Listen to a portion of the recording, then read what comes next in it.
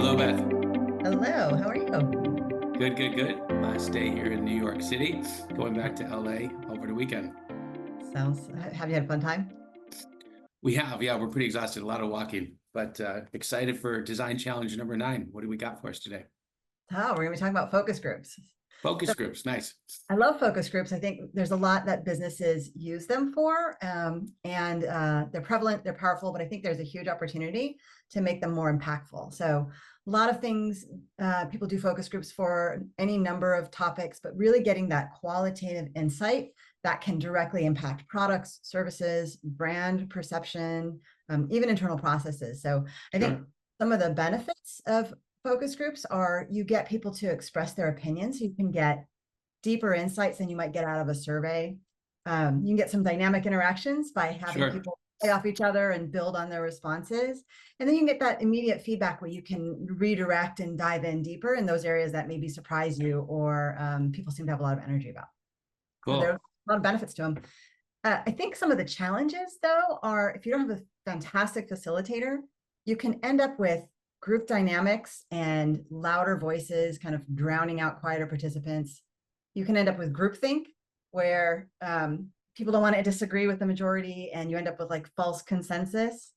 And Sure. then the bigger one that's tough to do in real time is this data analytics complexity, right? If you're gathering a lot of qualitative input, it's hard to put on any kind of quantitative lens to see, you know, is this something that people are really experiencing across the board? Are they experiencing the same level? You can't do that easily in the moment, and you have to Yeah. do kind of post focus group analysis to tease out those trends and Yeah. insights. So a lot of opportunity to kind of get more value out of it and unlock better and deeper real-time insights. So should we take a look?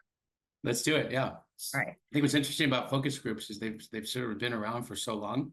They I remember when I was like a 21-year-old kid in LA, I would take the $100 check to go sit, behind a two-way mirror and be in a conversation with somebody. But you're absolutely right. I always wondered, like, what's the magic? What happens after this conversation happens? Did we get it right? So also as an audience member, the experience can sometimes feel like you didn't go far enough with where I wanted to go.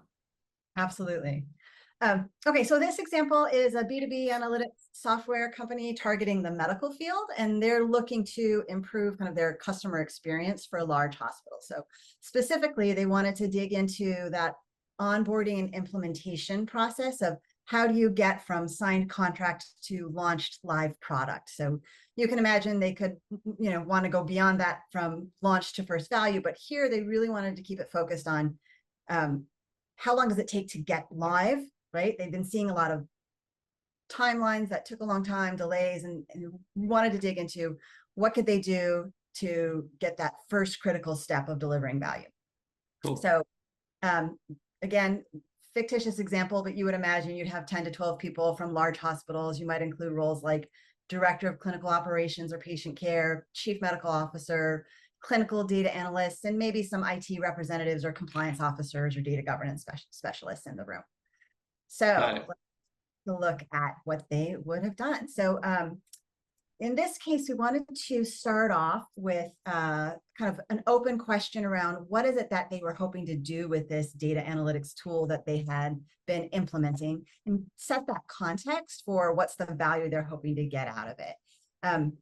One of the things you can do if you're gathering input from everyone through some kind of mobile device is you give everyone the chance to be heard. So you're addressing some of those challenges we started off with and avoiding that groupthink. So if you can start it off with just the question and let the inputs come in before you decide to actually reveal the results. At that point, you can certainly open it up to more of a conversation around, let's talk about some of these themes that we're seeing and find out any follow-up questions and give people a chance to respond to each other and what they're resonating with and so on. Yeah. The next thing that we took a look at was, okay, everyone talked about their own things that they were looking to get out of it. And then they wanted to push it back and be like, how many of these things resonate with the audience more broadly? So asking a question like, how important is this thing to you, gives them a chance to start to see, okay, what are those items that are driving the most value to these large hospital audiences. So again, taking that qualitative input and putting a quantitative lens across it to give you a little bit more insight into what you should be paying attention to in this input that's coming in. Does that make sense? Well, yeah.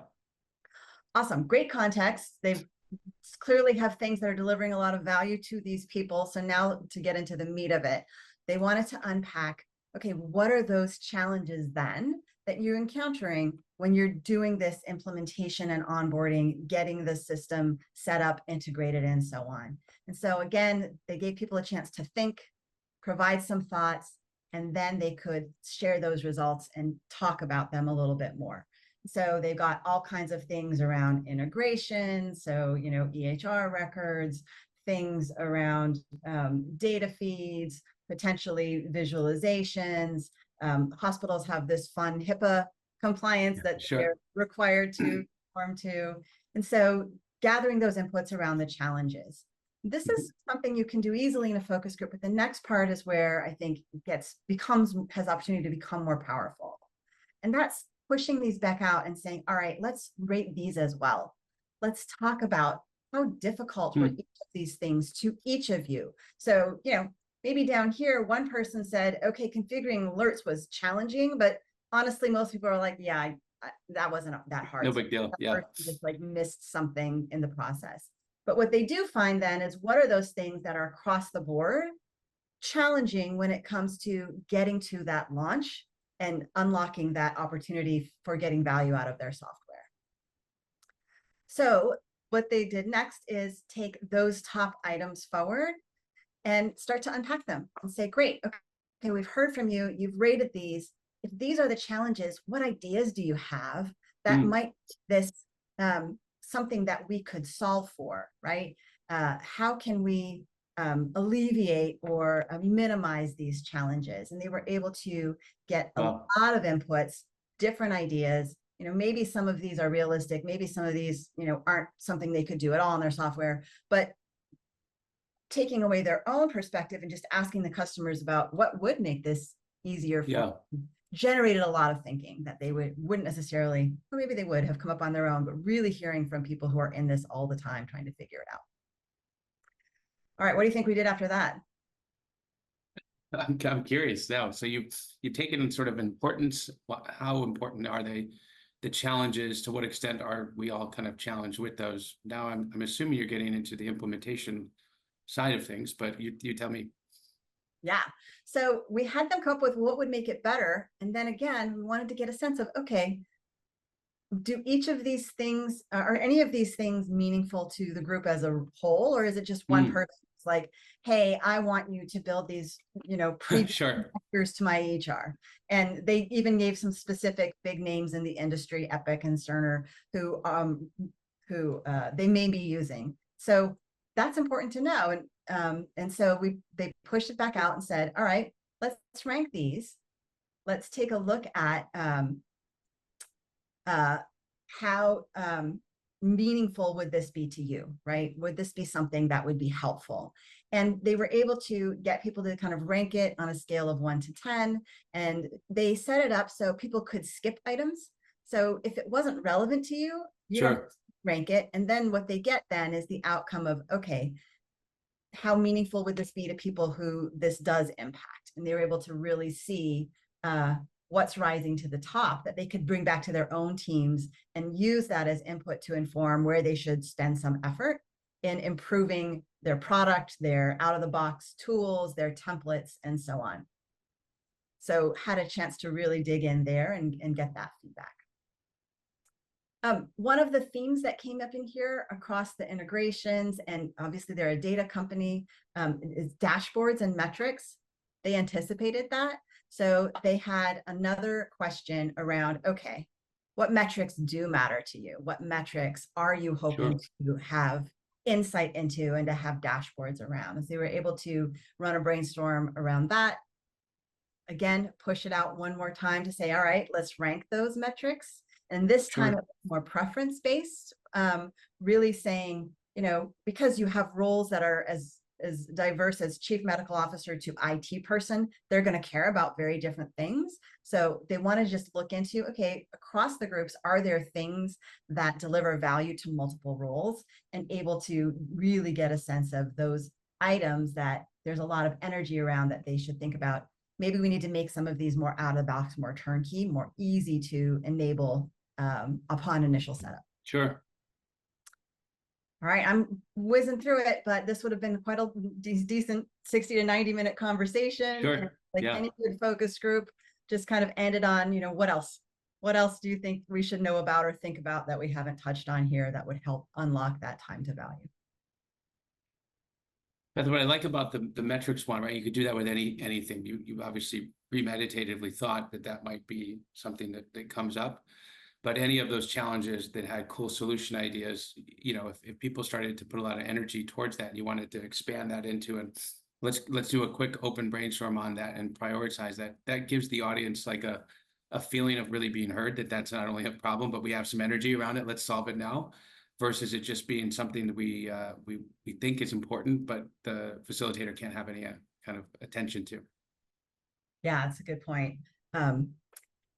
When you're going from challenge to brainstorming, a lot of stuff can come up. And so being able to double click in that way lets you explore those paths that are maybe the most compelling while you still have people in the room. A lot of the time with focus groups, you'll gather a lot of data, then you'll do the analysis, and then you might push a survey out again afterwards to follow up on things. And you might not necessarily get to everything in the room no matter what, but to be able to take it a step further in real time and get insights from everyone and avoid that kind of groupthink adds a lot of value. Yeah. So where do you go from here? Well, that's a great question. So then you would take all of your data back to your team and start to unpack it in more depth and start looking at, okay, we've got a lot of potential solutions here that people have ranked at various levels. Let me click back to the right activity. So obviously this is just input. Now you have to start digging in and evaluating around, well, what would the benefits of these be? What would need to be true? What would the level of effort be? So you've got to start doing some of that cost benefit analysis. Sure. But you have good insight into your customer base and on the kinds of things that are going to deliver the most value. Got it. Okay. It's interesting. We've heard from a couple of customers that they like to do focus groups that then create working sessions, right? So this gives you the data of which the working sessions need to be aligned around, right? So this is getting kind of the starting appetizer, right? And then kind of coursing the meal from there, it sounds like. Absolutely. Cool. Well, thanks, Beth. Focus groups is a big opportunity for a lot of folks to improve upon. And I really like your approach. Awesome. Have a good rest of your week. Sounds good. You too. Take care.